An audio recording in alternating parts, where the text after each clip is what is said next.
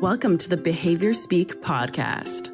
Now, here's your host, Ben Ryman. Welcome to another episode of the Behaviour Speak podcast. I'm your host, Ben Ryman. Today on the show, we have Naomi Tachera. Is that how I say it? Tachera. Tachera. Thank you. Naomi Tachera. Really excited to have Naomi on the podcast. She's a behavior analyst, born and raised in Hawaii, and has some really interesting, really not interesting. That's the wrong word. Really cool perspective on kind of education and behavior analysis in Hawaii. And I think folks are going to learn a lot from today's episode. I always do a little pre-chat before each interview, and I'll talk to the guest, just kind of come up with talking points and different ideas. And often those chats are, 10, 20 minutes, come up with a few ideas and get going. I regret not pressing record on my pre-chat with Naomi because I learned so much in that pre-chat.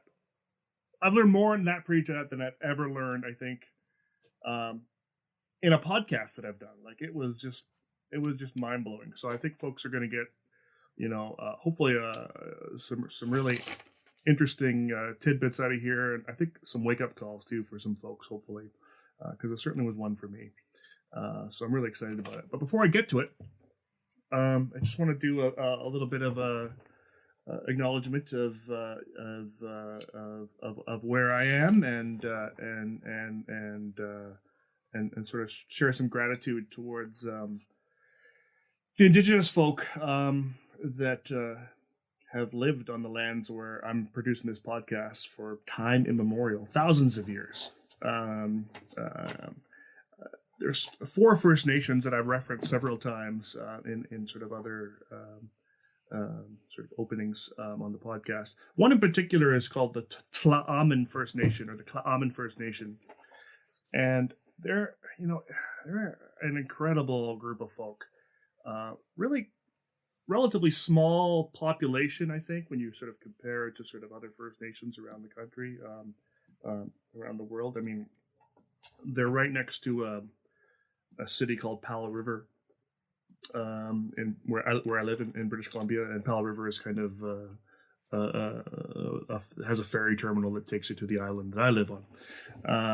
And Powell River is a small community. I'm thinking like maybe 13,000, 14,000 people, and Tla'amin Nation is a small section of that. I'm not sure exactly how many folks there are, but not that many. And yet, just so rich in culture and history and stories, and so many really cool folks have come from there. Certainly folks that are familiar with sort of Canadian sort of entertainment and media. There's been some really neat folks that have kind of come out of there in that area, but also a lot of other areas. Just a lot of really, really, really amazing people. But at the same time, they're right next to this town called Powell River, which is named after a guy named Israel Powell. And I think I talked about this in the last episode that I just did with Dr. Noor Syed. So I may be repeating this story a few times, but I think that's okay for folks. Israel Powell was one of the original, what they called Indian agents. And I mean, that term alone, I think can definitely put a bad taste in people's mouths. I mean, but essentially, Canada has this thing called the Indian Act that they put into place a couple hundred years ago.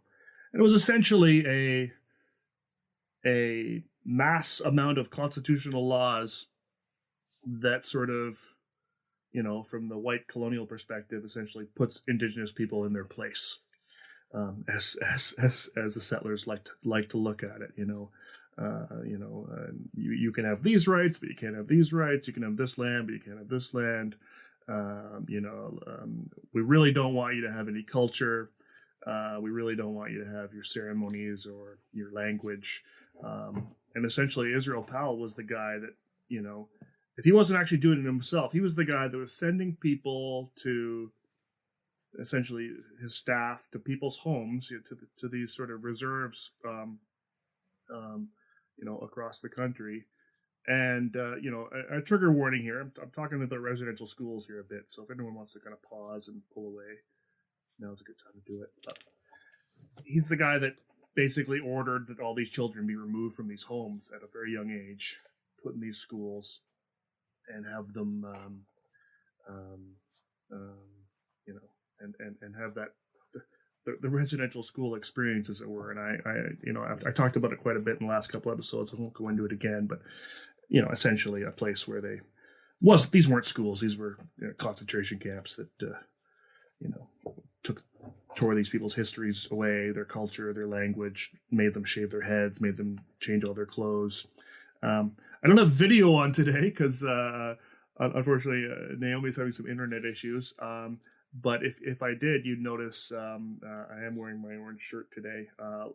Last week was Orange Shirt Day in Canada, and Orange Shirt Day is a day that we celebrate. And I got to get her name. I had it in my head. A woman up in kind of northern British Columbia who was a child in one of these residential schools, and she had an orange shirt on that I think was made for her by a family member, and she refused to take it off when the residential school staff told her to. And it became very much a symbol of resistance and strength and power for Indigenous folk across the country, to the point that we now have this thing called Orange Shirt Day, where every year on September 30th everyone throws an orange shirt on, often with really, really, really cool Indigenous art on them. Mine, again, you can't see it because it's just, I love this shirt. I love the art on it, and it, anyway, it's just a way to sort of celebrate, but also remember and kind of work towards reconciliation with the Indigenous folk. It's a journey. It's a long journey, and we're on it every day. I'm really supportive of the Klamath First Nations sort of efforts to work with the folks in Powell River to have the city's name changed to its original name of Tisquat. But ridiculous amount of racism happening up there against this, that sort of language of, well, it's been Powell River for 200 years and now you want to go and change it? How dare you?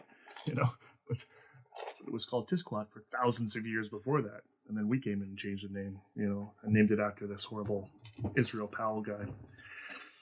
Anyway, it's been a really interesting learning experience, but I'm just really grateful that I'm able to, live on these lands, and I want to learn more about kind of stewardship and whatnot. And just one more quick anecdote that just kind of came to my head that I'm looking forward to looking into some more. I was talking to a neighbor the other day, and he was telling me that we're talking about birds of prey that we often find injured here. And I've been involved in some rescues of sort of birds of prey, and there's a local agency that rehabilitates them. And, I rescued a couple of eagles and an owl once, and a couple of owls. It was a really lovely experience. So we'll get into it. But there also are times where we find these birds of prey that haven't survived. And he was telling a story to me about how he's another white fella, and he was telling me how he wanted to remove one of the feathers or some of the feathers and use an artist or whatever. But he thought it would be smart maybe first give one of his Indigenous friends a call, and he did. And he asked him, what do I do when I find a deceased eagle? I think it was a bald eagle. And eagle's a very powerful symbol and sort of spiritual being in a lot of the local First Nation communities. He said basically you have to, I forget the term exactly, and that's why I got to talk to somebody, but I think you actually kind of lay its wings out sort of in a T form, and you've got and he said talking about sort of a cardinal position. So I think that means maybe the eagle's facing north or something like that. I'm not exactly sure.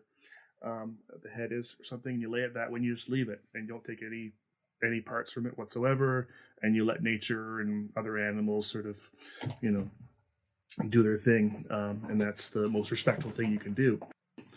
It just got me thinking about sort of, there are probably so many things that I don't even think about that I do every day, that, if I connected with some of the Indigenous folk around here, I might find sort of a traditional sort of spiritual connection and sort of a different way of doing things. And so I just loved hearing that story, and I'm looking forward to kind of hearing more stories because I love being in nature. I love being here. I want to be a good steward of the land, but I don't really know what that means. And so, I do want to kind of make somewhat of a pledge to kind of start learning more about that piece and trying to do better on that end. Anyway, thanks for bearing with me for that story, and thanks again for coming on the podcast, Naomi. Thank you so much for having me. I feel so honored to have been invited to, talk story, I guess, about a lot of things that are not common around Indigenous populations. We are facing some of the same challenges as you were speaking about what's going on in your area. Same things happening here. We're trying to restore some of our old names into areas. Like on my island where I'm from, Hawaii Island, we have an area called Captain Cook. And so right, so we tried to restore the name, and majority of the people said, same thing, it's been this way for 129 years. It's going to be an inconvenience to change all of my post office, Right. USPS and all those things. So but it did go far, but it didn't, unfortunately. A lot of those changes were not made. There are pushes to change school names too. Yeah, so there are school names, and a lot of it is, people, they said, oh, I'm having a hard time pronouncing some of these very long Hawaiian names. And it's an inconvenience. Yes. To, the effort response is very high to then, have a long word. But I was like, but there's a fish name that we have that's pretty long that, kindergartners know, Humukumu Nuku Nuku Apua. That's a very long name, but kindergartners have learned it. It's on, I think it's on Octonauts, is like a children's cartoon. They teach, so for it to people to say, we don't like, the traditional names and kind of go against it. It's an inconvenience. It's hard for us to hear those things. So, yeah.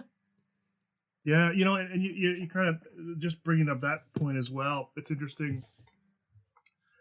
Been following exact same kind of conversations are happening up here. Well, we'll never be able to pronounce it, or I don't know what it's like in Hawaii, but here, because I think a lot of the languages, or most of the sort of First Nations languages, were always sort of taught orally. There wasn't a lot of written, or if any kind of written communication up until not that long ago, I think.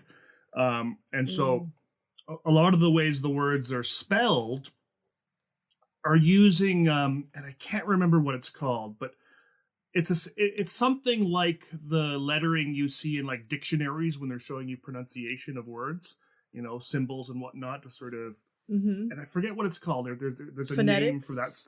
It could be that. There's a name for that letter system. It was something like that.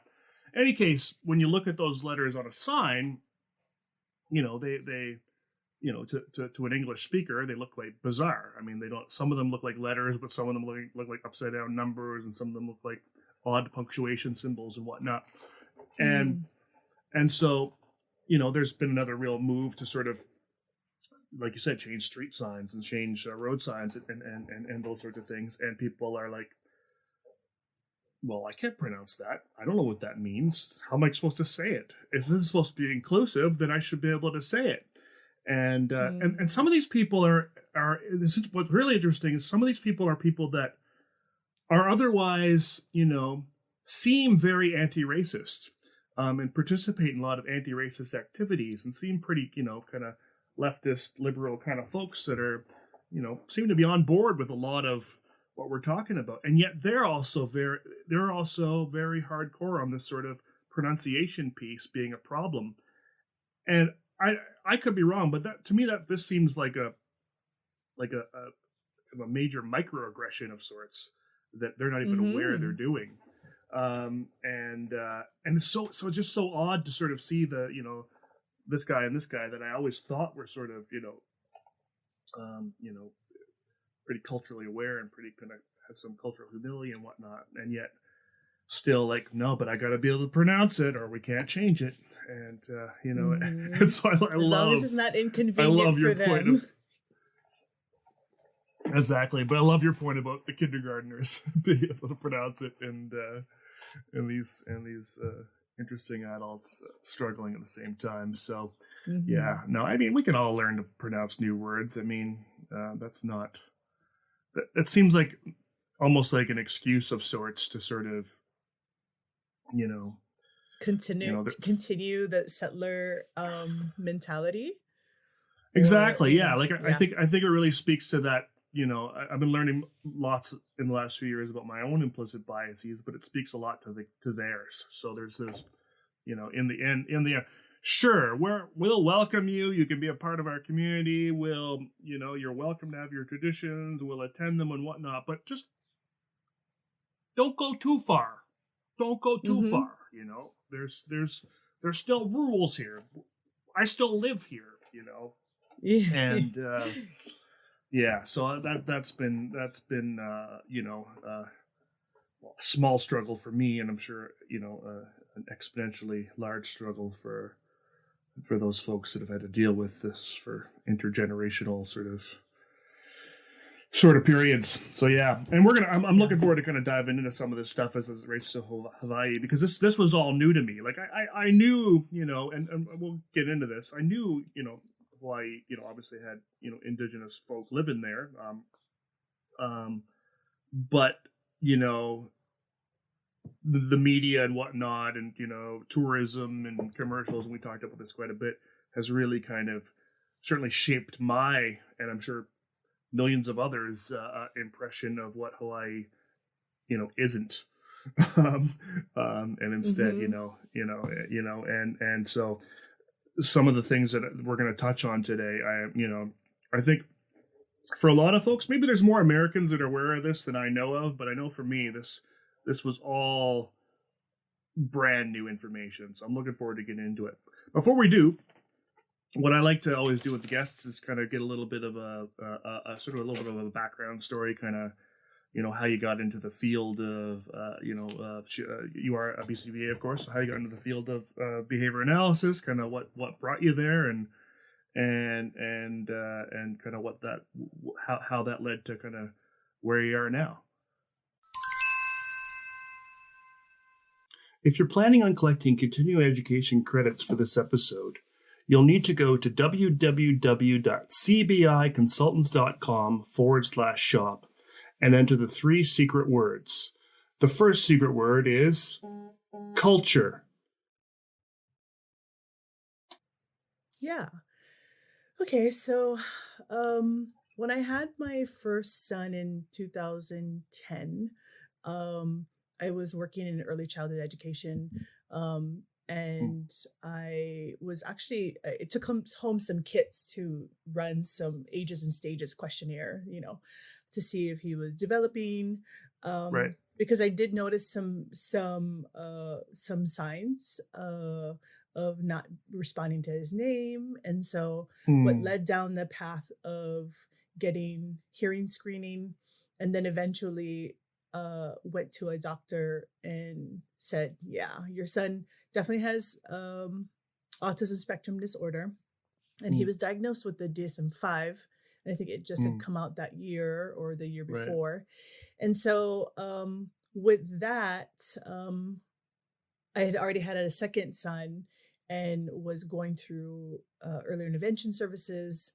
And when I researched more, of course, I think every autism parent researches a lot to help their kids. There isn't There isn't a pill or, medication.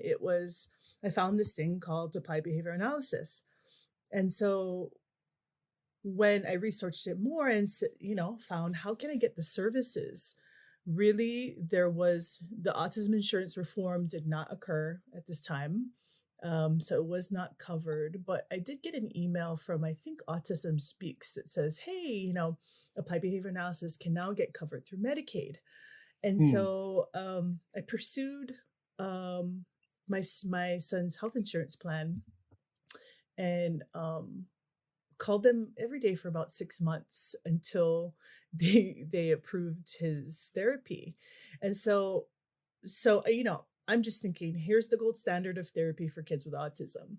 But when I saw it in action at my home, I was like, what is that magic? And I know it's science now, but what is that magic?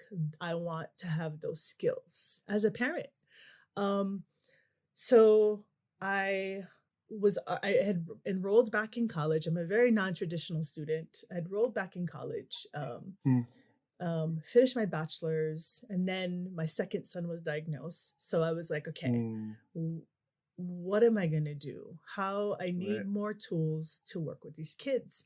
And so it kind of fell in my lap to say, hey, well, why don't you do a master's in special education and applied behavior analysis? And so I went into that. And then the program that I was in wasn't part of the teaching licensure program. So after I graduated my master's, I really seen the need for special education teachers and said, we have to, that's our responsibility to give back to the community. So why don't I become a special education teacher? I did that for a couple of years. And then while doing my practicum, and then sat for my boards, and then became a BCBA. And now I am an instructor at the University of Hawaii at Manoa, teaching in the special education department.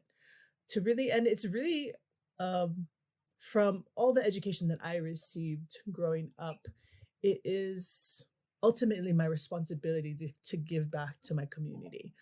It's not, I'm going to have a career. I mean, and of course, if it's very, it's a passion of mine, but it's also my responsibility to help advocate for other kids in my community to receive the services they need and help support other parents, because there's not a lot of, not a lot of support. So we kind of have to make that. We have to build that from the bottom up to just support one another and on this journey. So that's how I fell into the world of applied behavior analysis and special education. Just, being a parent and saying, hey, I need more skills. So that's amazing. So your kids are what, 12? I guess one of those were. How old are they now? So 6th grade, 11 years old, and then 4th grade, 9 years old. So wow. Yeah. But they went from, especially my 11-year-old went from, severe self-injurious behaviors, no communication, screaming for hours on end, really had a difficult time being around a lot of people, transitions. I mean, just, that it was really hard. So really applied behavior analysis gave me and even my husband this spark of hope that, he can be able, now he can read. Now he's mostly in mainstream school. And if we go to this grocery store, kids will say, hi, and they'll say hi to him. And when it's genuine or it's not. And kids are always very genuine with him. And awesome. They let me know, like, oh, he's in my science class, and we sit in his group on his tables, and he's really nice. He remembers our names. So, and I think that spark of hope really wanted me to get into the field to help other families see that, hey, if you got, if you have these skill set and services, you could see some positive changes, but also to not keep them isolated at home and not knowing what to do. Because I was afraid of Yeah. that. We kind of, you get into this funk where it's like so hard to go to the grocery store, and if you don't have the skill set to Mm-hmm. practice that, you're gonna not end up doing it. But when you have the support of a BCBA and RBT saying, hey, let's try this, and then we can practice it, and then you can see, oh my gosh, it's getting better and better. You've conquered a lot of things by not being afraid to try and having some skills. So that leads to definitely more integration into the community and really spreading more awareness in my towns. My son will still stim and make vocalizations in the store and flap his hands, but to me that is for my greater community. They understand that, and I don't have to feel the need to change him. Just that this is it. And so it's been a beautiful awareness for the few years that people in my community has seen my kids grow, and they do comment on that. Wow, they're doing so amazing. So it's the village that helped raise them in all aspects and environments of their life. I can't take credit for barely any of it, but it's the SPED teachers, it's the EAs, the RBTs, the BCBAs, the SLPs. So knowing that, how can I contribute to that village? Really cool. Sounds like a really, really inclusive community that you're in. Or yeah, seems that way anyway. It is. It really is, and I love it. Yeah. I'm curious. I had did a podcast a few months back with a guy named Grant Bruno from kind of central Canada, and he's a Indigenous fella with a autistic boy, and we talked a lot about sort of autism from that kind of Canadian, well, I shouldn't say Canadian, kind of First Nations Indigenous perspective in Canada. And a lot of different things kind of came up. But one thing in particular that stood out for me when he spoke was that he said, and I was thinking about a lot about this last night, actually, because I knew we were coming up to this interview today, and I was thinking about sort of the autism diagnosis, and it being part of the DSM, and just the DSM in general. These diagnoses are all very kind of, well, they're westernized, right?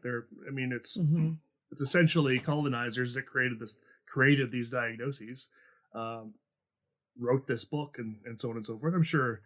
I don't know all of the contributors to the DSM, and I hope there is some diversity in there. But for the most part, these are the whole field of psychiatry and whatnot is a very Western thing, and there and there's certainly some pros to some of those things, but there's definitely some cons as well. And I kind of wondered about sort of if the colonization had never occurred, or sort of pre-colonization, how would folks like your kids, be sort of recognized and accepted or treated, in their communities? Because he talked about a word, and it started with P, and I forget what it was, but basically it was a Cree term for autism and for neurodiversity altogether. And essentially it was a term, I think it was one who, it translated roughly to one who thinks differently. And essentially the point being that there was no sort of disorder, disability kind of, context or language around it in any way. And he talked about sort of the ceremonies of the indigenous folk, particularly his community, and how those ceremonies were, really the most inclusive possible events that exist on this planet. And so his kids could go to those and be themselves with no judgment whatsoever. It just kind of made me wonder sort of about, what it's like in other countries. I mean, I've talked to some folks in some places where, it's there's some really horrible stories, folks with disabilities are looked at as, less than people and, are often not allowed to live and whatnot, or put away in institutions. But then other folks are like, like I was talking to, had a guest on from Senegal, and again, there was a real takes a village kind of approach there, where the guest told me that an autistic boy could elope from the home, but it wouldn't be considered a challenging behavior because anyone else in any other home would gladly accept them into their home, and he could just run from home to home to home to home to home, and he'd never really be lost because he was always in the community. Wow. Yeah, I just thought that was so cool. And so I just kind of, this is leading to the question of, I'm curious sort of, what's the Hawaiian perspective? Yeah, exactly. Yeah. And just to give a little background too, I was the first graduating class of Kanoka Aina. That was the first culturally based Hawaiian place of education. So in the school that I went to and worked for several years later, really was grounded in Hawaiian culture, Hawaiian language, and all of those things. So my mentor, who was the founder of that school, Dr. Kuka Hakalau, she was after she found out my children were diagnosed, she really wanted to kind of talk about the idea of disabilities, or specifically autism, and her idea of what she felt that meant in terms of Hawaiian culture and in Hawaiian language. And so she brought the idea of this word called e'epa. So e'epa in Hawaiian means extraordinary, but incomprehensible, abnormal, peculiar, but a person with miraculous powers. So when you think about that in terms of mo'olelo or Hawaiian stories, because we're a very oral based culture, but then when we were colonized, we became the most literate nation in the world, and we put our words into paper, into writing, and we came up with a system and had our own newspapers and all in our native language, Olelo Hawaii. So sorry, I went off a little, but e'epa. No. So the idea of e'epa, and she said, I really believe that our viewpoint of e'epa really lines up with someone with autism. And so I love that she actually went ahead and kind of researched it for me. I mean, she was the first person to get a PhD in Indigenous education. So she is a pioneer in definitely of Hawaii in terms of Hawaiian focused culture based education. So with that, I was like, oh, that's interesting. And so there's this mo'olelo, there's a lot of mo'olelo or stories that include e'epa. And one of my favorite stories is Puapua Lena Lena. And without having to tell the whole story, basically e'epa were viewed as godlike, or that had miraculous powers. So they were in a sense specialists, but they also were peculiar. So I take that and from what I could understand of all of what Auntie Ku brought to me, was that the Hawaiian viewpoint was that they were revered and not to be hila hila. Hila hila is a Hawaiian word for kind of shy, or not shame, but shy, Sure. about having kids with that are considered epa, or with autism. But then another friend of mine, she is Dr. Ku'ule Kanahele, and I can't remember the term that but she also kind of coined a different term, because she's not all people kind of go into that category of epa. So she kind of coined a different specific term, and I can't remember off the top of my head, but really, to someone who is a little bit different than the definition of epa. So kind of to more specify, because Hawaiians, they love to, we have as many names for rain and wind as First Nations people have for their, rain and wind. So we have, we call each other by the rains that they're from, or the winds that they come from. So it's, it's very specific. So we do like to kind of in terms of our naming practices, we do like to give a lot more definition or details, if that makes sense. Totally does. Yeah. Really cool. Yeah, and that's what I do wonder. I'm going to ask this question more often, I think, if I have the opportunity to sort of talk to folks who are, indigenous to whatever country I'm talking to them from, to kind of see if that's a similar perspective, because I have a feeling it probably is around the world. I mean, just the whole.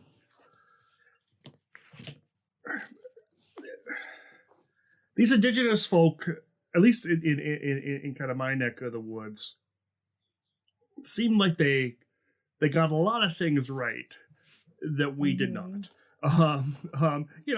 Nobody was perfect. Obviously, they had wars, they had squabbles, they had battles, they hurt each other. I mean, humans are humans. I mean, there's that, but there's also just a lot of really rich and still applicable, kind of pieces. Certainly when it comes to things like the environment and climate change and all that kind of thing. We know that if we don't know, we're pretty certain though that if we had kind of let the indigenous folk do their thing and not interrupted that, we probably wouldn't be in most of these problems that we're in right now. So lots of really kind of neat things that have come out of that. But colonizers came over and said, no, we can do it better, and kind of rip that apart for every culture. You mentioned this sort of. Oh, go ahead. Yeah. No, and I was going to say that even our Maori cousins from Aotearoa, or what other people know as New Zealand, but we refer to Aotearoa, takiwatanga is their word for autism, and that means in his own time and space. Cool. Yeah. So when you look at the greater Polynesia that we're from, the family that comprise Hawaii, Maori, or people from Aotearoa, Tahiti, Samoa, it's a very inclusive culture and understanding of that. Yeah. Really interesting.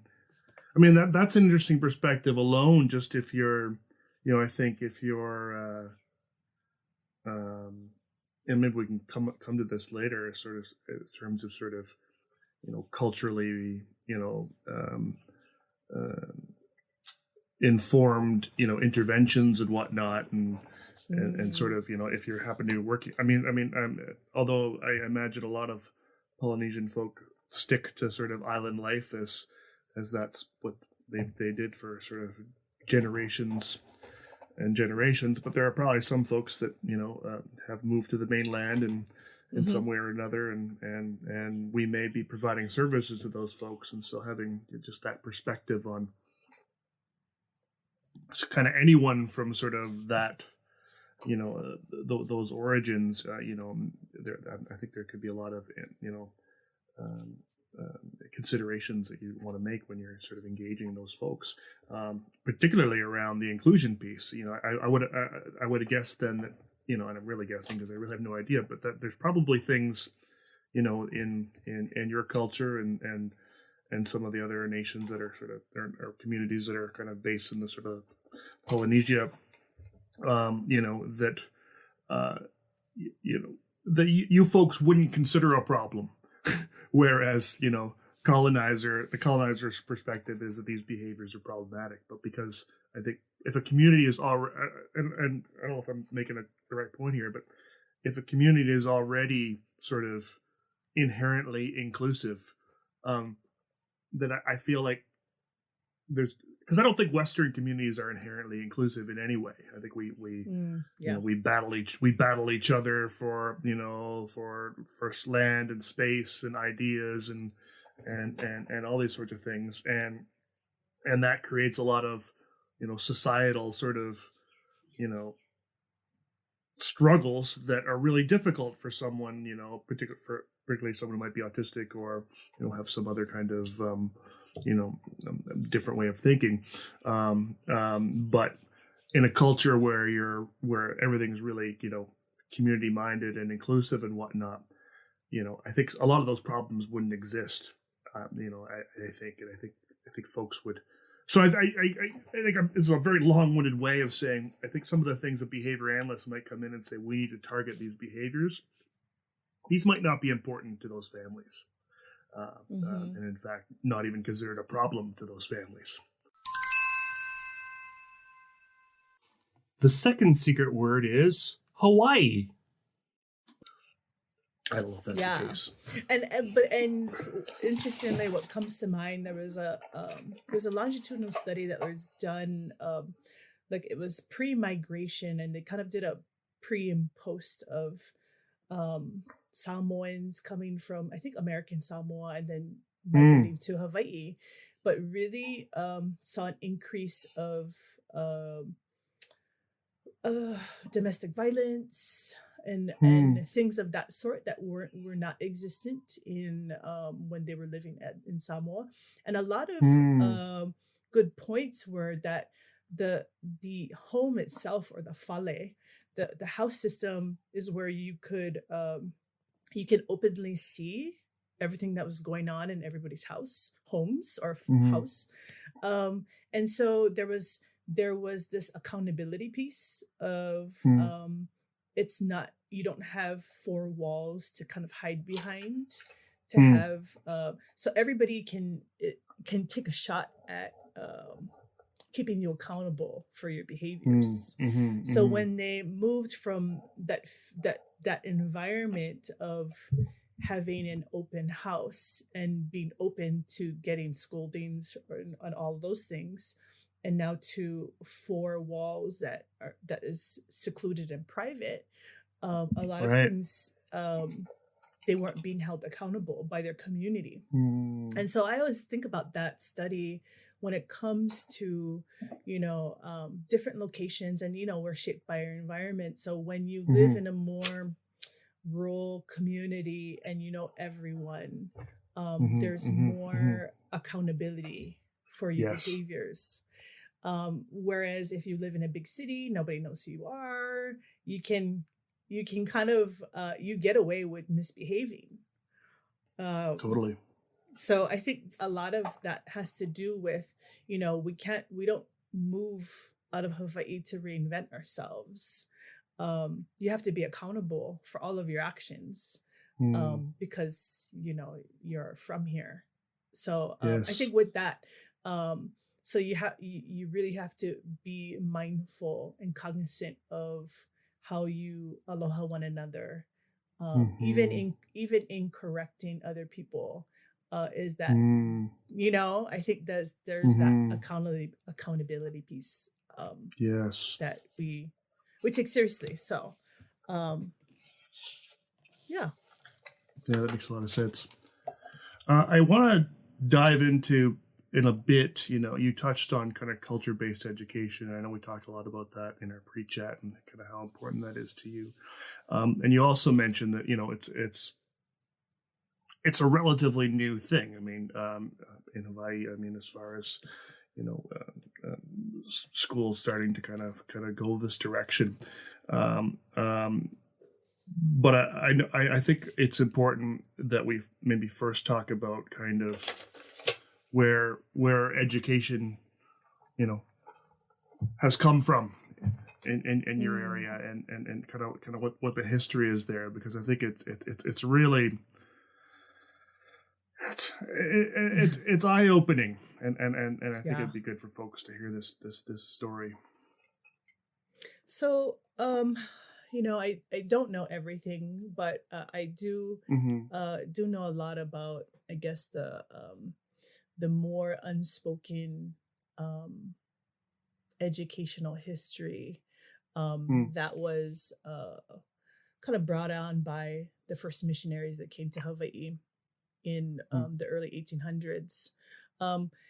Regardless of their intent to come to do their missionary work, what ended up happening for a lot of our ali'i, or our the royalty of Hawaii, is that they created this school called Chief's Children's School.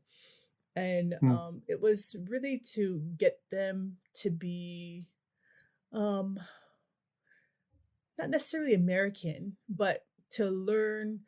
And I think the goal of the ali'i was to teach their children reading, writing, science, math, really to have them be on par with Americans and with other countries of the world. They just wanted them to have a good education. So they really charged the folks.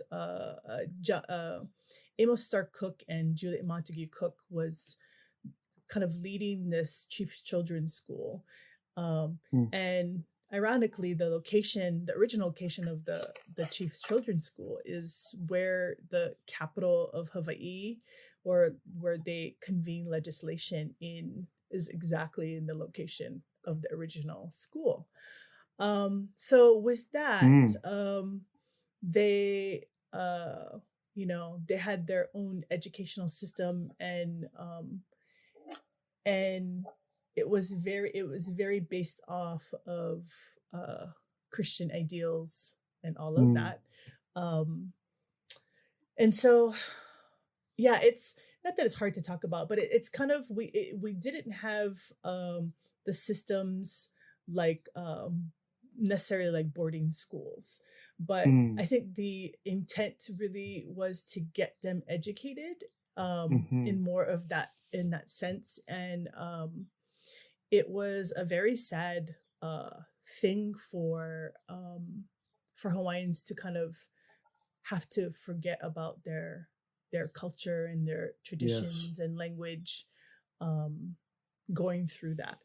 And then I'm trying to think of something else in terms of education. That was a rough part of history, and it's not well known at all. A lot of the archives were suppressed of a lot of in its entirety. How we were not able to get access to the archives for a very, very long time. And in the archives house all of our Hawaiian language newspapers, and we're pretty well documented in the 1800s on paper. So a lot of evidences. I mean, people would have beefs back and forth through the newspapers. It was kind of like the social media. They, someone would put their genealogy out there, and then another guy would say, that's not your genealogy.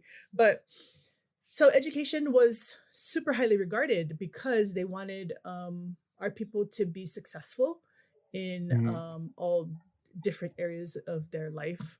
But in terms of culture-based education, there was this revival, and I can speak to Auntie Kukahakalau, or Dr. Kukahakalau.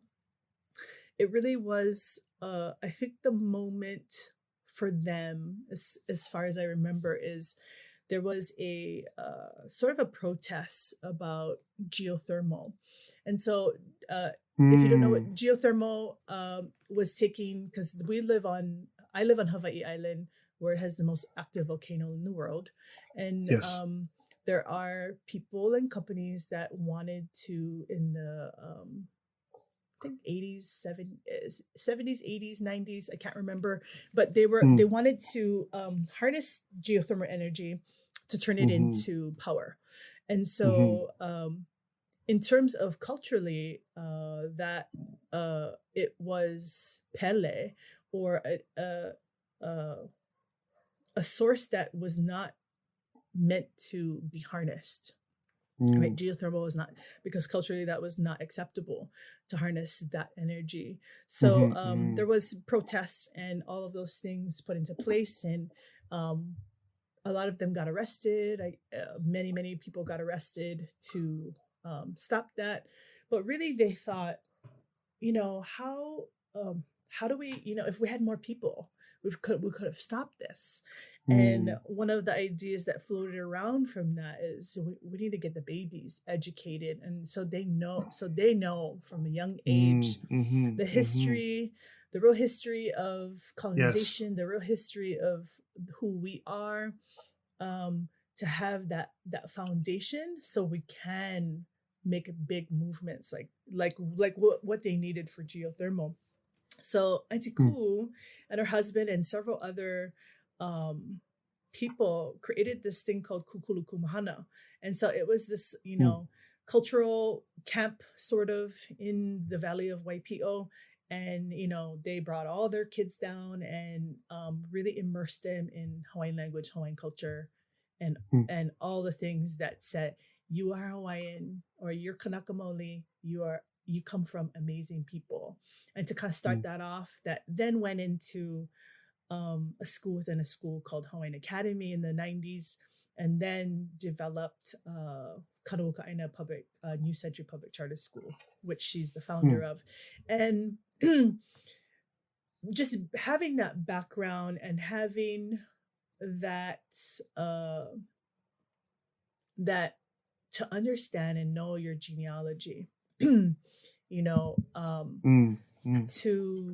know the things that your people accomplished in the past, whether it was amazing aquaculture farmers, surviving and thriving, not just surviving, thriving in the middle of Polynesia, in the biggest ocean in the world, and feeding hundreds of thousands of people, knowing your environment, sailing across the Pacific around the world, intentionally navigating the stars, to know when you know that you come from a people like that, then I think the idea is you can do anything when you know who you are and where you come from. So it really was the catalyst of a lot of movements since then. A lot of the students that went there did go on to create pretty big movements that have been known worldwide.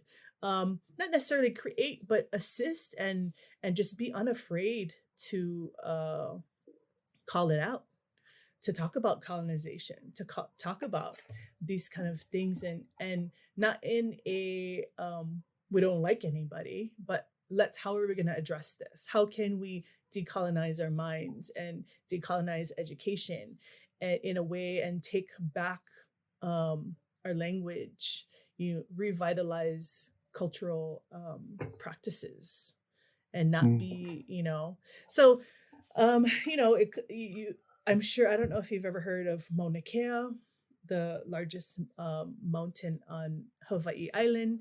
So that was it after the South Dakota pipeline? I can't remember if it was after, in the middle, or between. Regardless, is that we had activated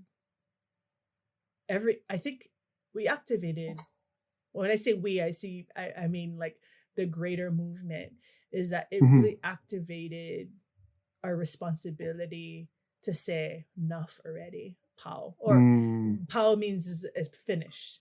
Like, we're not gonna sit back and watch you build an 80-meter telescope right on our most sacred mountain in our state, but that also sits on their largest aquifer that feeds the majority of our island with your toxic chemicals in a conservation district. We're done. Everybody's done. So, but people were done in the 60s and 70s when they first put up the telescopes, but they didn't have social media. They just had, themselves to try to block the roads. And, so it's not a new thing for the people of Hawaii Island. It's just new to the greater part of the world. And social media, we were lucky to have people that have a big social media following, to say, yeah, enough already. We're gonna stop this. So that was something big. And so, we have ongoing issues in Hawaii that are still affecting us today. Besides Mauna Kea, and they're still trying to push it, which is ridiculous. But also Red Hill, Kapukaki in Oahu, the Navy is they have storage containers above one of the island of Oahu's largest aquifers that had been leaking for a very long time. And, oh my gosh. And people have been getting so sick. But even not just that, their actual military families were getting sick. And so that is an ongoing issue. They got fined a couple $1 million. They need to defuel those tanks, remove them, but at what cost, right? I'm pretty sure that aquifer is contaminated forever. Now, other issues that historically in the past was Kaho'olawe. We have an island in our state called Kaho'olawe that the U.S. military was using for target practice. So what? Oh yeah, and it's not very far from everywhere else. So they were using that as a target practice, and so much so that they cracked the water table of that island, and now it's mixed up with salt water and it's not usable. So that island is uninhabitable. But not only that, they left all of their either unexploded ordinances, and it's very dangerous. But we had to have in the 70s a group of Hawaiians that went to protest and went on that island to protest and went around and talked to schools about it, because that generation said, "Paul, already, enough. That's enough." So we've had a lot of revitalization and movement, and I think, but it's so good because it's picked up, and we have mentors from that generation mentoring the next generation to do nonviolent protests. We had this thing on the Mauna that everyone called Kapu Aloha, which was, we cannot engage in any not even words, in no violent exchanges, and it was emotional. I was there for day after day after day during the summer, but I was there the day that the kupuna got arrested, and to watch. The kupuna said, "No, it's our turn, because our lives are almost over already. You guys have a lot of things ahead of yourselves, and to put yourselves in that situation, not just physical danger, but the legalities of having an arrest record and all of those things." They said, "No, it's our turn." So a lot of these older generations that took that responsibility and really put themselves out there, but then to watch them get arrested and be committed to a nonviolent stance, and we sang, we chanted, all in to just kind of activate that in us, to where we got to do this with Aloha. And unfortunately, the governor sent mostly Hawaiians to arrest more Hawaiians. So it was very difficult for both sides, and you could see that it was probably just, it was emotional for everybody to just kind of see that they're gonna make us go against each other, but with the understanding that we have to do it with aloha, because there's we got to think about all the generations after us. So I can kind of go on and on about what culture-based education kind of sparked up in the kids in the community, and it's to say what is your reach your highest potential in whatever it is. It doesn't have to necessarily be political or cultural, but you know that the people that you come from are masters of this, masters of that, and that you have the backing of your ancestors. So, and I think that was kind of the idea, is that how do we activate that and keep it going for kids? And not too long ago, what really sparked my interest is my son, the school that he's at, it's very inclusive, and he's included when. And, I didn't think he was going to be able to speak, but he is speaking. And so he's been included this school year in learning Hawaiian chants and dance and song. And for me, I never thought that he'd be able to speak at all. But then to hear him speak our language was like over the top for me. So we're driving down to the kai, or to the beach, and I asked my kids, what beach do you want to go to? And my 11-year-old said Kauai High.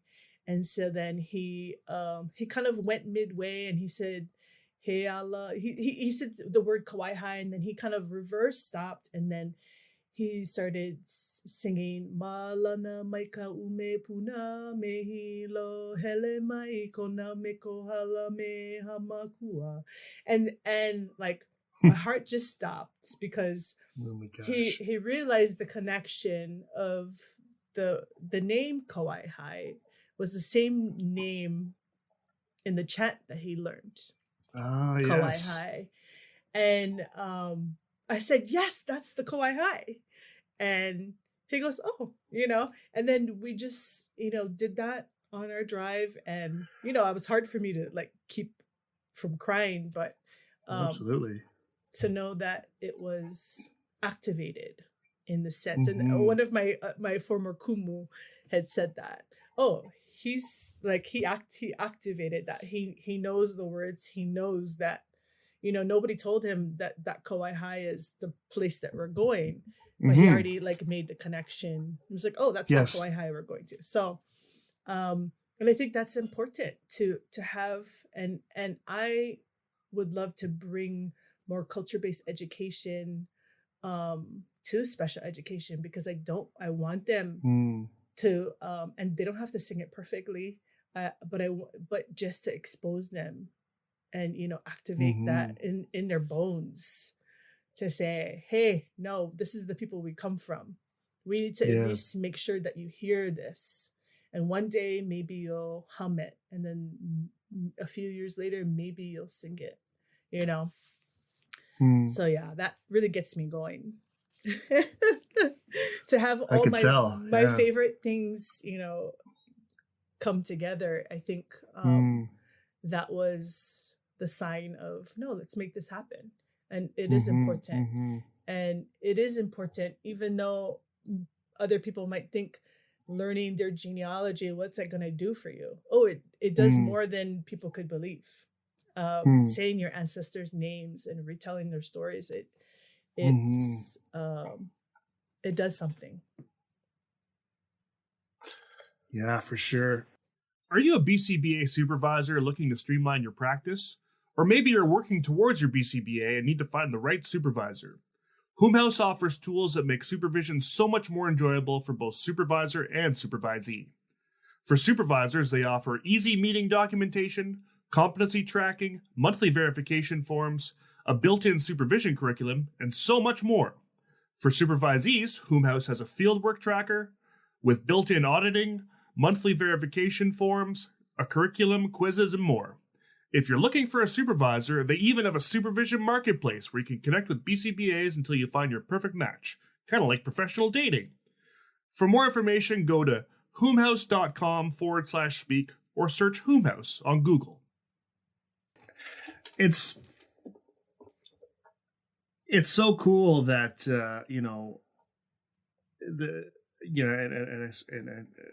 that these kids get to learn about sort of just the amazing. There's such an amazing history with Hawaiian people that I certainly wasn't aware of. I mean, it makes some sense now when you think about it. But I think when we were talking last week or whatever, we were talking about, because I was one of my questions was kind of about how,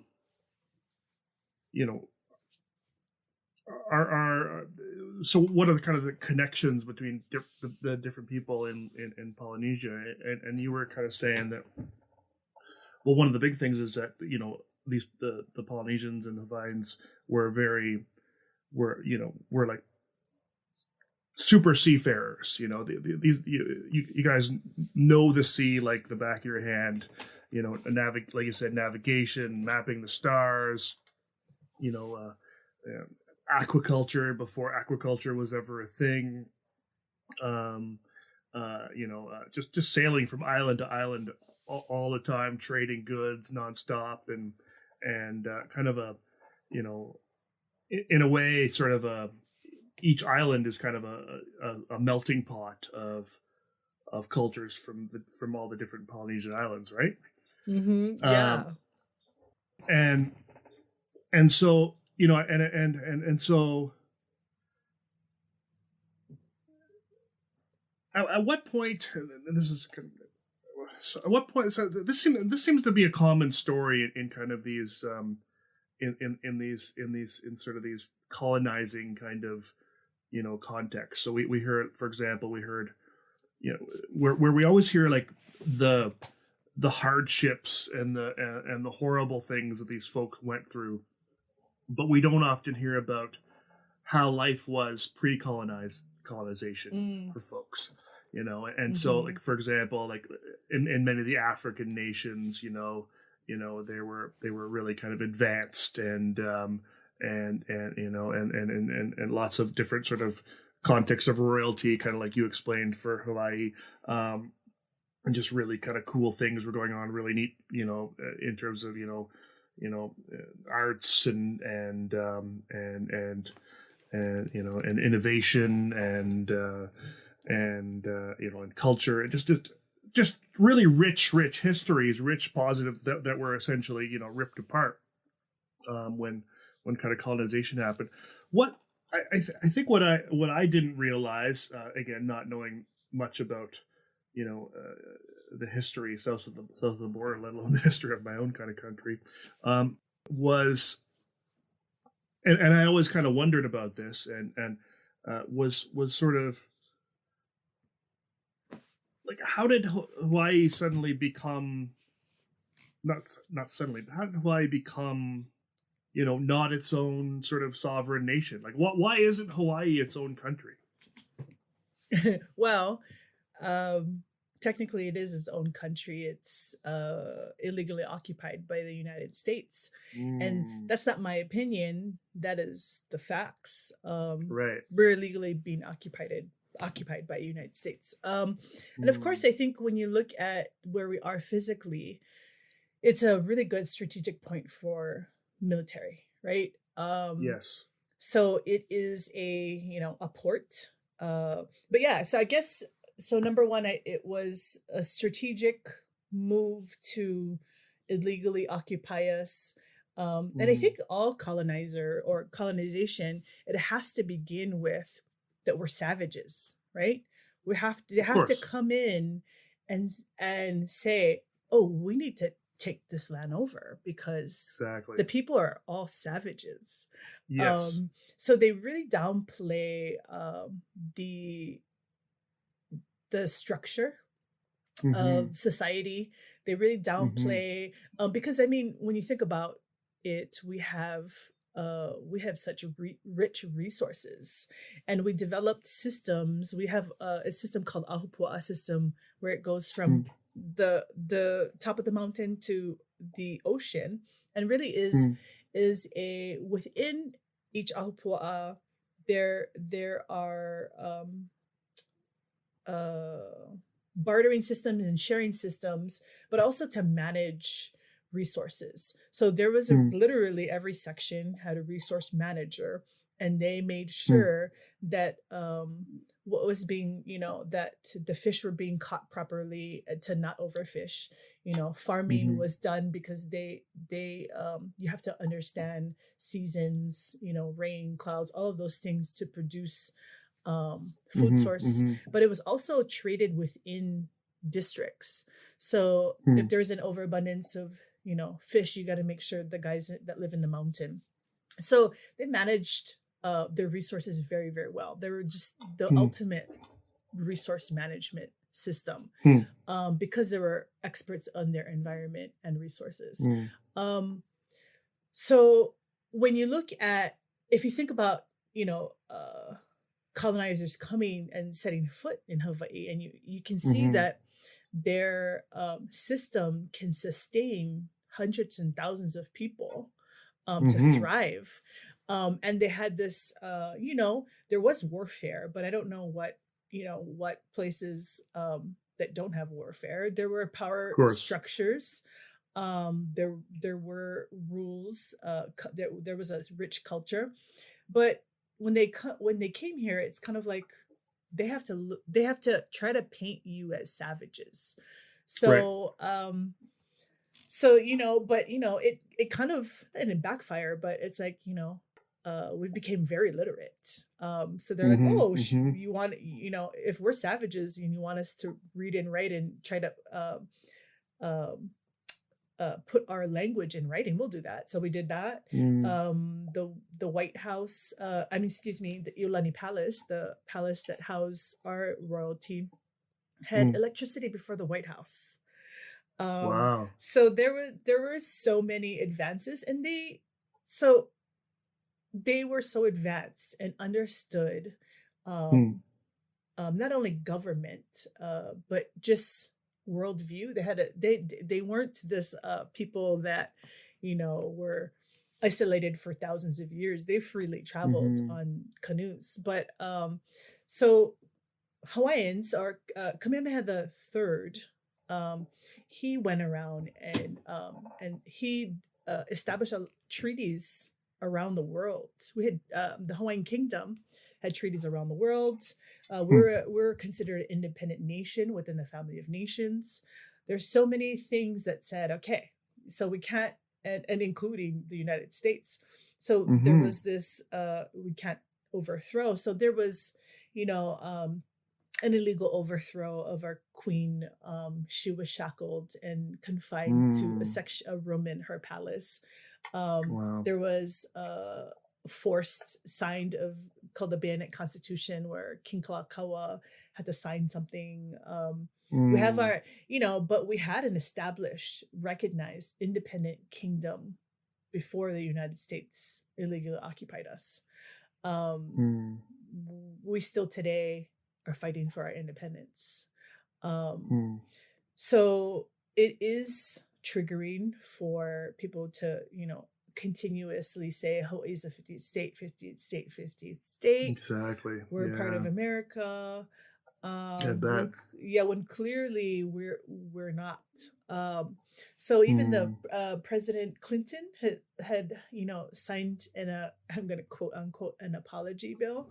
So that's available and that's public. He made an apology to say, yes, we illegally overthrew you guys, but it's just an apology. Yeah, we're not going to do anything about it, though. We're not going to do anything about it because there's too many resources that we have poured into Hawaii. Wow. But yeah, so just with that, right? And so I recently came back from Hawaii Association for Behavior Analysis conference, and one of the one of the questions, I mean, we talk about trauma-informed care, right? So I wanted to ask the question, but I didn't get a chance to. But like, how do we do trauma-informed care when the trauma is continuously happening? Yes. I mean, right? So if you have a culture or whole peoples, under the duress of another nation, and at one point our language was illegal to speak, illegal to write, culture was prohibited from using, all of the historical information in terms of written stuff was suppressed to the public for 50, 60 years. But how do we, now that we're out of it and we have access to all that information and we revitalize our culture, we let everybody know that we come from people that were articulate and not savages. So how do we restore that while being oppressed? Yes, right. So I think, like, I think, the trauma-informed care is very, I mean, like, the framework of it is, yes, we should all know, but how do you deal with continuous trauma every day when, tourists are trampling over our families' graves, or we're getting pushed out of our state because the cost of living is so high? How do you deal with those kind of things? And the tourist industry is,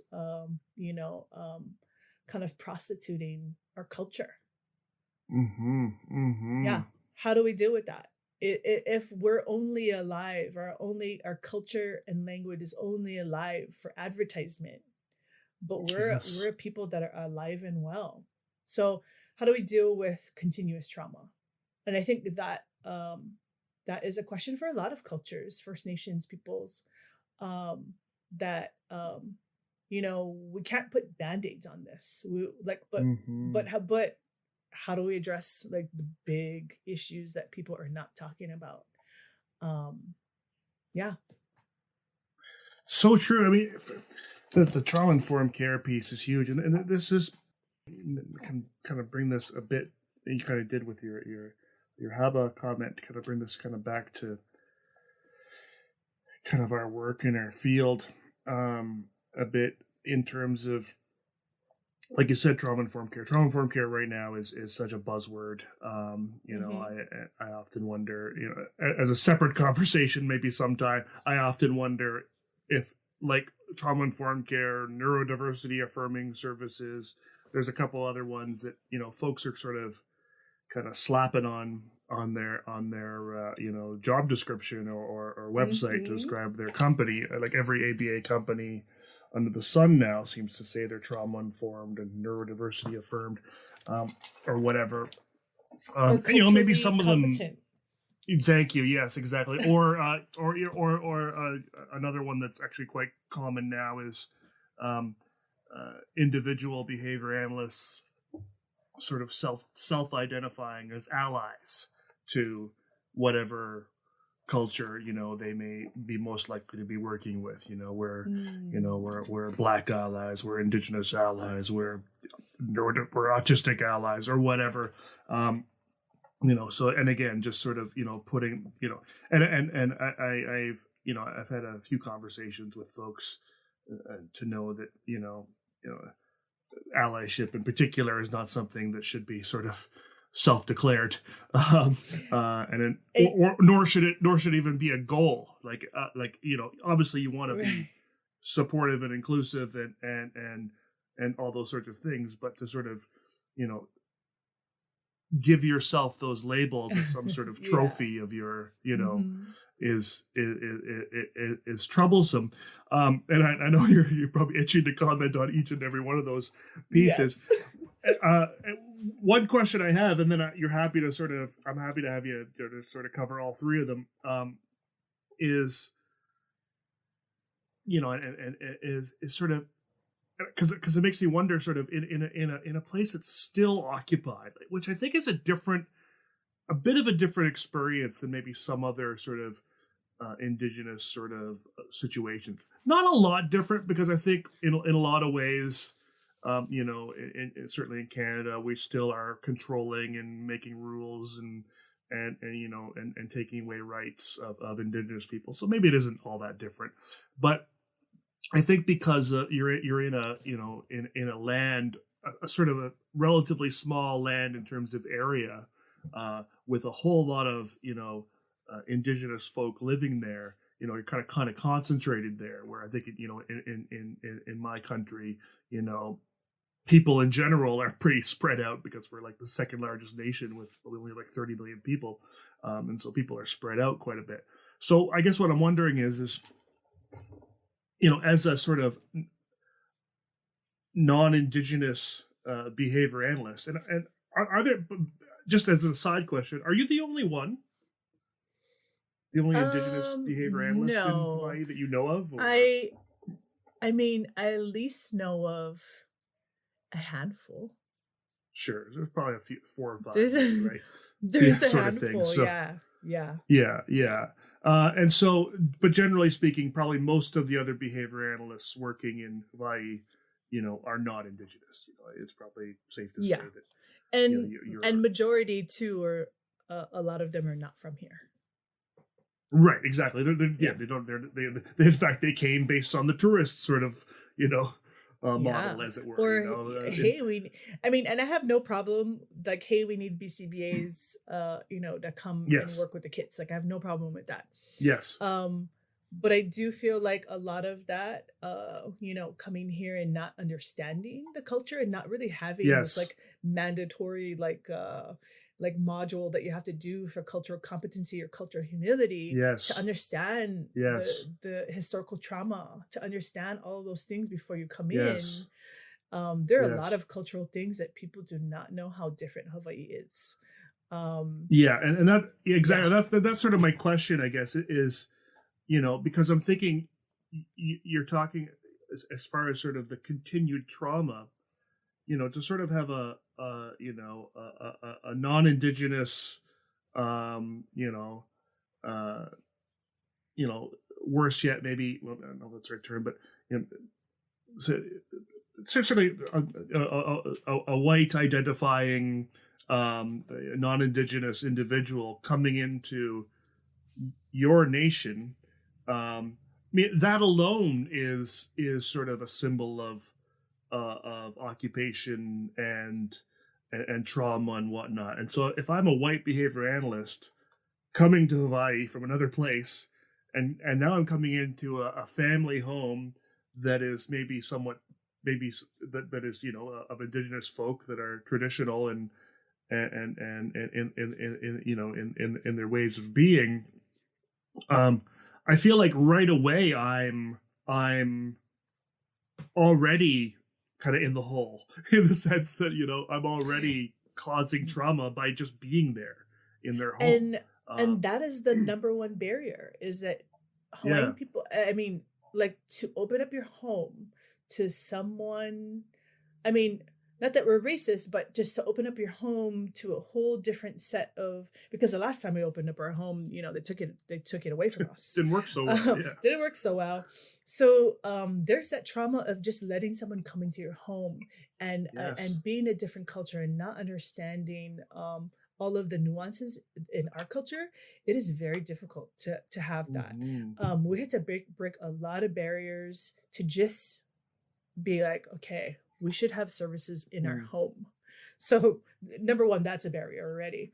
But I think for behavior analysts coming in that are not from that culture, there's a lot of things like you would think. I think more American families, like the dad is the head of the household.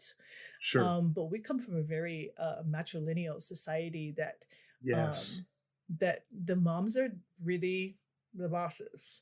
And it's,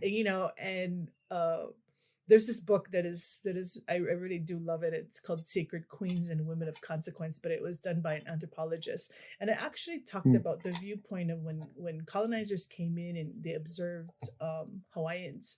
They all of these things that they thought were male dominated things, were really like, well, I mean, let's consider that was a thing that women decided to do.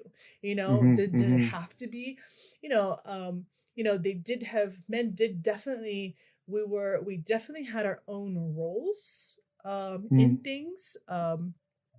We and different social structures.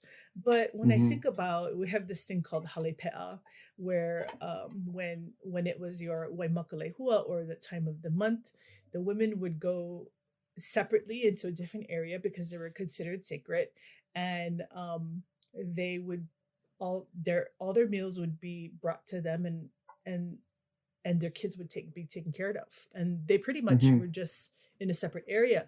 So from that book, thinking, was this really do you really think that this was male led, to where they're dirty, or in a way we need to put them separately? And I was like, no. I mean, think about the structure. They are separate because they're sacred, and their food and all of that was prepared for them and their children taken care of, because that is our responsibility as the bearers of life. So when I think about how other people view some of the rules, it's not really, it's from a Western perspective. So when, as a BCBA coming into the home, the BCBA might just automatically go and speak to the dad. I'm not speaking for every household, but majority of the Hawaiian households, you're going to talk to the mom. Because yes, the dad is, the head of the household, but the mom's definitely in charge of a lot of the logistics and all those things. So, there's so many barriers to break in understanding of different cultures. But not only that, Hawaii is such a melting pot. I am not just Hawaiian. Right. We had an era of my immigration because of the sugar plantations. Hawaiians did not work in the sugar plantations because they refused, because it wasn't a sustainable. You can't eat sugar to sustain your life. So Hawaiians were like, why would I produce that? They're growing kalo and uala, or taro, or sweet potato, things that sustain life. When they were sort of invited to work in the plantations, they refused. Because they said that you can't just eat that and sustain yourself. So what brought in a lot of immigration? So Chinese, Japanese, Portuguese, Filipino. That influx of culture is really the culture of Hawaii today is majority is of that mix of all those different cultures. So there are things that we do that is very Japanese, like we remove our shoes at the front door. You don't walk in the house with shoes on, but if you come from the mainland and you walk in with your shoes, everybody's going to go, oh, wait, no, leave your shoes on the outside. So there, it's a mix of things that we've adopted into local culture today that comes from different cultures that immigrated here. So, some stuff is not exclusively Hawaiian, but more of the greater, the last 150 years of immigration. But but we love that.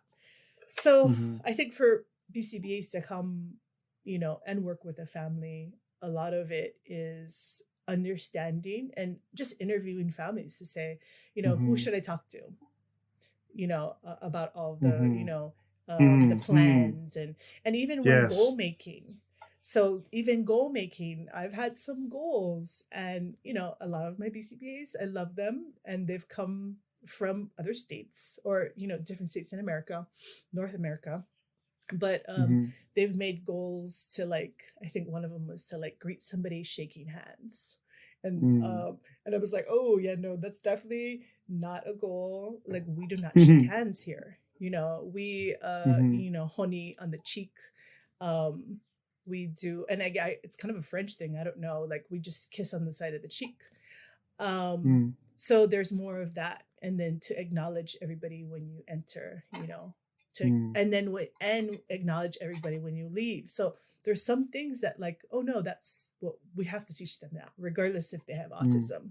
They have to greet everybody, when we go in someplace and we go out someplace. So I think there's some goal setting that needs to be addressed and asked, Yes. But who do I ask? So, right. Have that conversation early. Who do we ask? Like, what is it like in your home? What are some rules? I think, the food rule was really hard because for a lot of Filipino families, that is their way of showing love. Like they are straight up going to feed you. So if you like refuse any type of food, that's like you ruin relationships because that is like a big no to really refuse food from Filipino families. So just knowing those kind of things. And yeah, I mean, like, don't make it weird. I think that was like a hashtag that was at HABA, like, just don't make it weird. Yes, we have ethics. Of course you don't want to like, eat a whole meal every single time you have session, but right. also know that the cultures that you're coming into, that is the expectation, is that, they're going to do that. So I think a lot of it is just having good conversation and asking really like good questions about, like when I make goals, what are things, and sometimes you're not going to know until it comes up. And, sometimes they ask me and I'm like, oh, my services or my kids' services a lot of times happen at my parents' house. But I had to, really educate my parents and sort of be the middle person to train them. Right. So if they're, maybe doing something and it's not consistent with our culture, like letting my kid cry for a little bit or whatever it is, my parents are like, hey, automatically try to give them attention, or hey, let me give you this, so just kind of understanding and teaching my parents too how ABA works. It really was good that I went into the field because I had to really teach my parents just the science and then how that's translated, but also be respectful of my parents' home, and they have a different set of rules, and to let the therapist know, like, hey, so when you're at my parents' house, can you just be sure to this and this and this, so they know, because my mom is not going to like scold people because that's rude, right? She's not gonna scold them directly. She's gonna complain to me, and then I'm gonna kind of go around and just say, hey, yeah. So there's a lot of things, but I think in all, it has been a very good relationship in building cultural competency. But I think every state needs to have a regional kind of a board to come up with what the culture looks like in your region, and really try to develop something for BCBA, so we're not just coming in there blind. Like, we need to know, like, BCBAs need to know that the history of Hawaii is not what they, from their limited version of, no, this is an illegally occupied nation. Like, it was it was a fully independent nation. So when there's so know that those things are kind of going to be kind of triggers. Yeah, right on.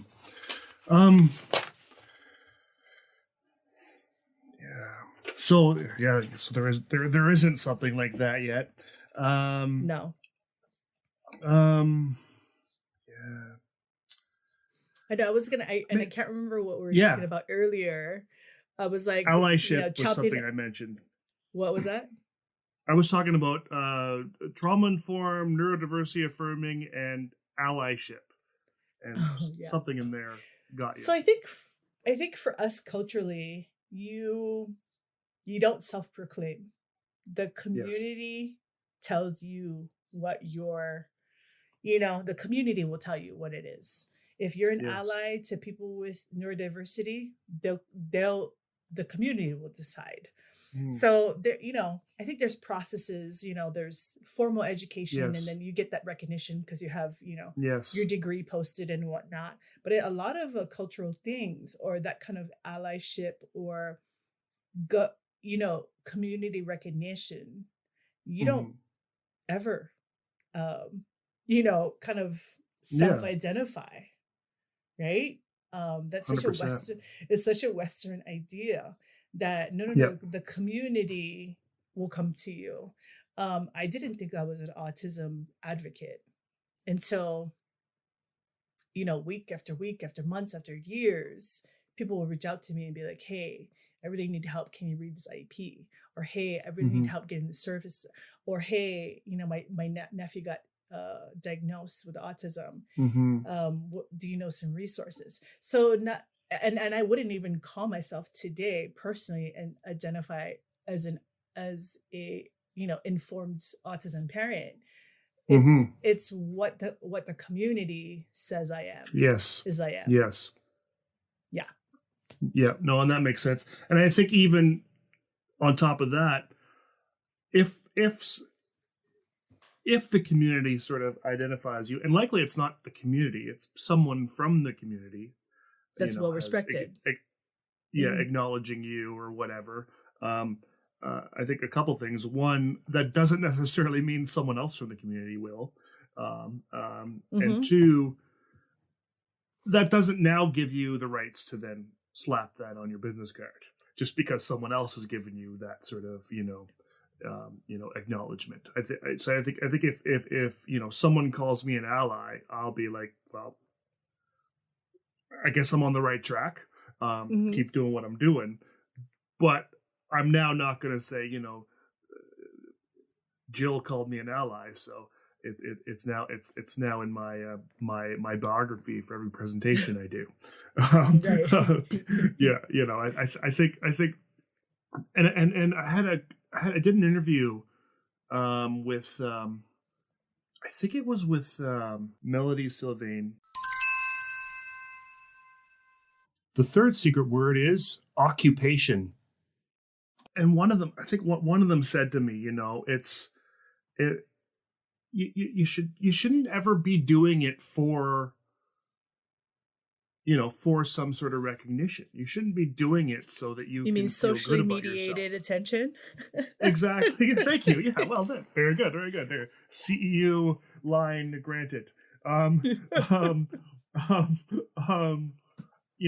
You should be doing it because you should be doing it, because your ancestors, caused a lot of problems, and it's time for you to start, reconciling and fixing those things, not so you can, have a plaque on your wall that has all these terms.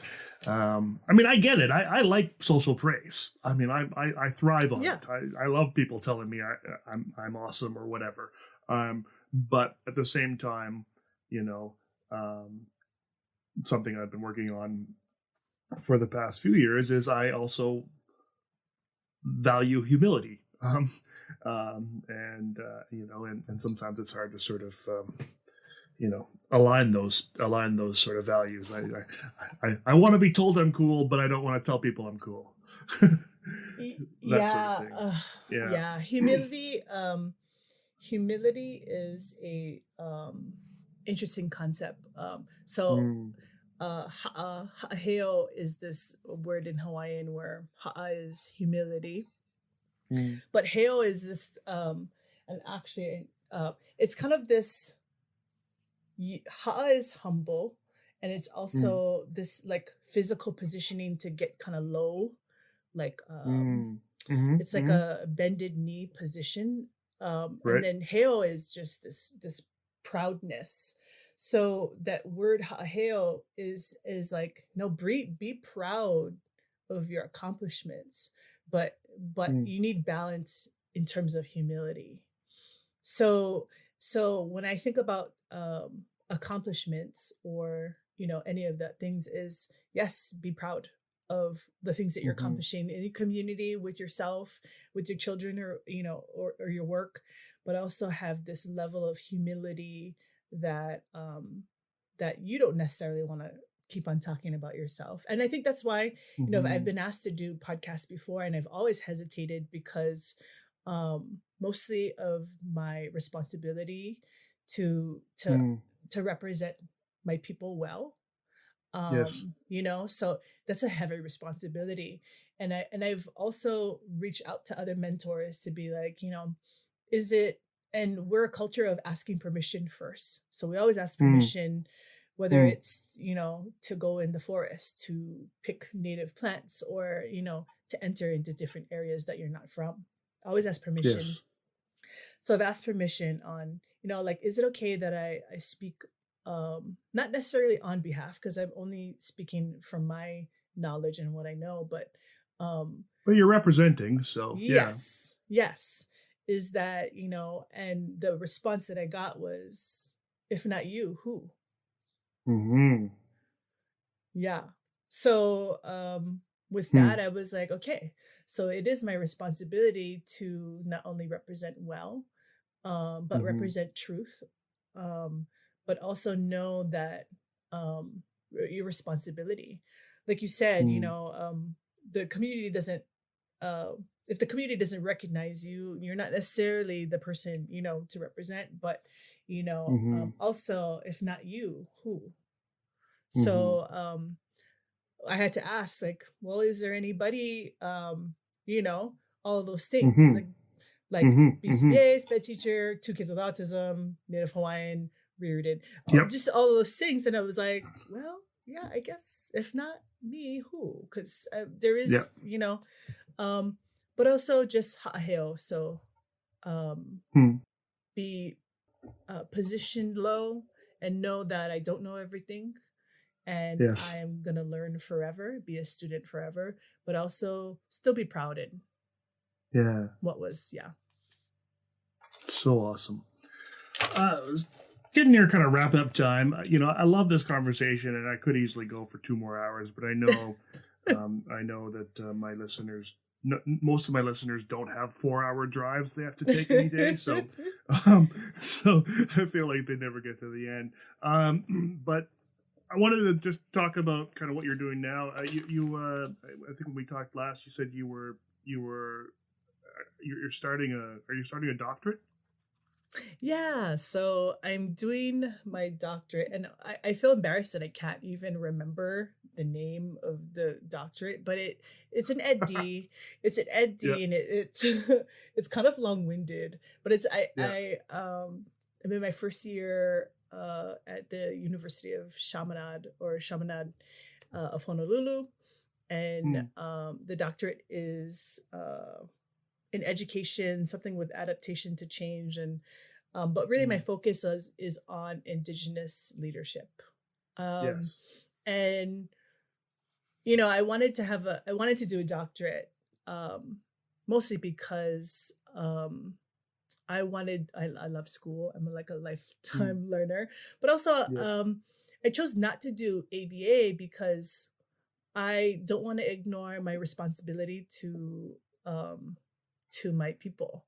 So yes, I love ABA and I love, you know, giving back in that area, but I also want to help develop Indigenous leaders and to go in every field, because we need Indigenous leaders to go in every field. But how do we do that if there's no representation, right? If kids do not see a Native Hawaiian with a doctorate degree to, you know what I mean?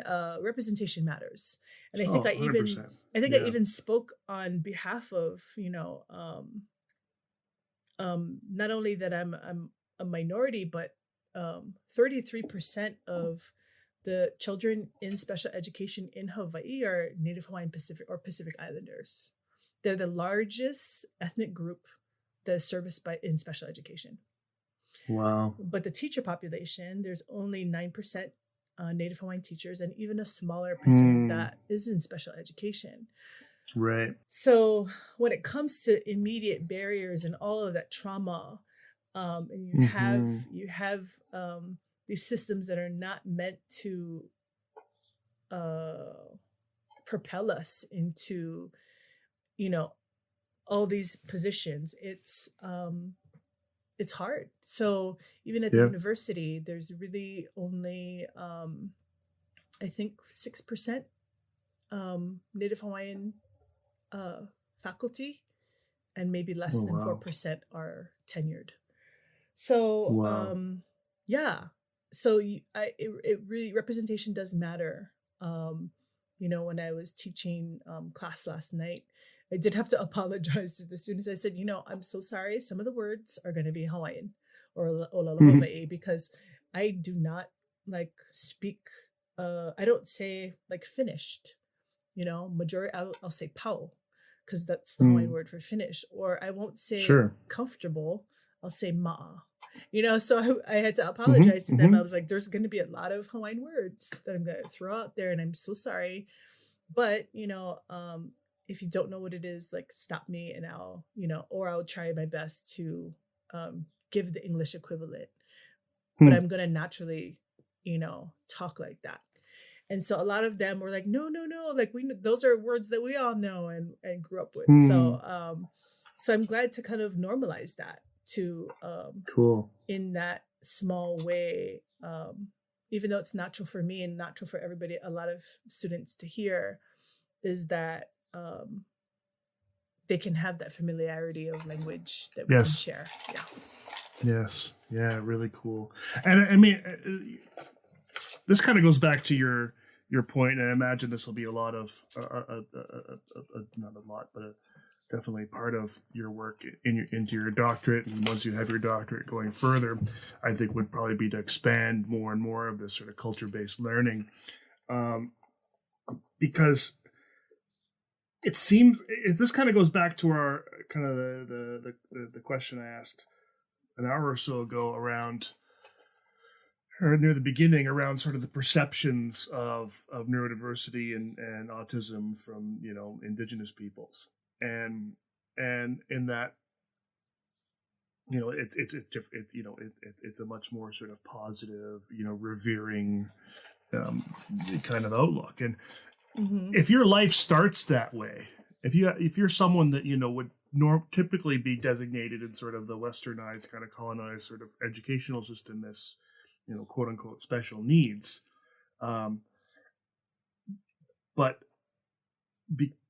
but you're also, you know, you've also been shaped through sort of westernized medicine and sort of that trauma uninformed approach, I guess.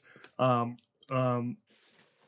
then no wonder you're going to be sort of slotted into sort of a special education class. You know, it seems to me like the 33% of these kids in special ed could be drastically reduced if they were introduced to this culture-based education from the get-go. 100%. Yeah. 100%. And of course there are disabilities that they're not going to be able to, you know, kind of get mitigated through culture-based education, you know, like developmental disabilities and all that. But it doesn't mean that we can't follow that framework of inclusive from the very beginning. Yeah. And I think that's where you know, more Western education kind of fails Indigenous peoples, is that we're separated until we can kind of get acclimated. Totally. Sorry, I had to switch headphones. No worries. So, you know, we're separated until we can get acclimated into, you know, normal society. Like, only until you're good enough or have these certain, you know, skill set will you be able to come, you know, mainstream with us, versus mainstreaming from the get-go. And having the opportunity. And it's interesting, like when I look at the way, so when we, sorry, I lost my train of thought. When we automatically are inclusive from the beginning, it really makes a difference. But when I think about like how Hawaiians like teach their kids, a lot of it is, I'm gonna story based. You know, I actually have like looked at like different practices. Like, okay, they always make it into a story, a really amazing story. to teach you, kind of give you that like foundation of the context of the skill. And then I'm going to show you. And then you're going to practice, and I'm going to give you feedback. So a lot of it is very consistent with how we teach in ABA, minus the story. So very story-based, to give you context and reasoning for why. And it should be, everybody should be, hey, I'm going to teach you this skill, and it's, and explain it to you, pretty much so you can understand like why this is a useful skill. And then I'm going to show you, and then I'm going to have you practice, physically practice. And then I'm going to, whether it's a task analysis and it's done in small increments, forward chaining or backward chaining, that's pretty much how we do teach a lot of different skills, is that type of way. So, and I'm going to give you feedback, timely feedback, so you can make corrections and then move on. And then we're going to put it all together. And when I think about those kind of things like hula, if you watch hula, it is, I'm going to tell you this, the background of this song and the hula. And I am going to teach you you're going to watch me dance the whole thing. And then I'm going to teach you the first verse. You're going to practice. I'm going to correct you. You're going to practice. I'm going to correct you. And then we're going to add in the second verse and the third verse and the fourth verse. And then after you master that, then I'm going to have you kind of perform it to mastery, right? And then kind of like, okay, you've mastered it. So I think with that, if we return to that style of inclusivity and even peer modeling and all of those things, I think that we could make some big moves on that front of a more inclusive education and culture-based education to involve students with all abilities. Really cool. If folks just wanted to kind of learn more about, I mean, obviously I'll give your contact information, but if folks just wanted to learn more about kind of what culture-based education is all about, are there resources? I should have, shucks. I guess my kahua or my foundation really is Kanoka Aina. So Kanoka Aina is, I think it's kanokaaina.org. You can see the model of education. It really was the pioneers, the first Hawaiian culture-based charter school.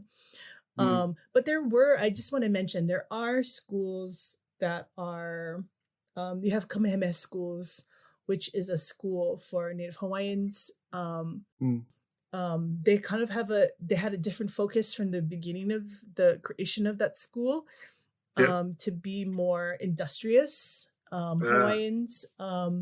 And then you have Hawaiian immersion schools that really was the foundation of the revitalization of our language.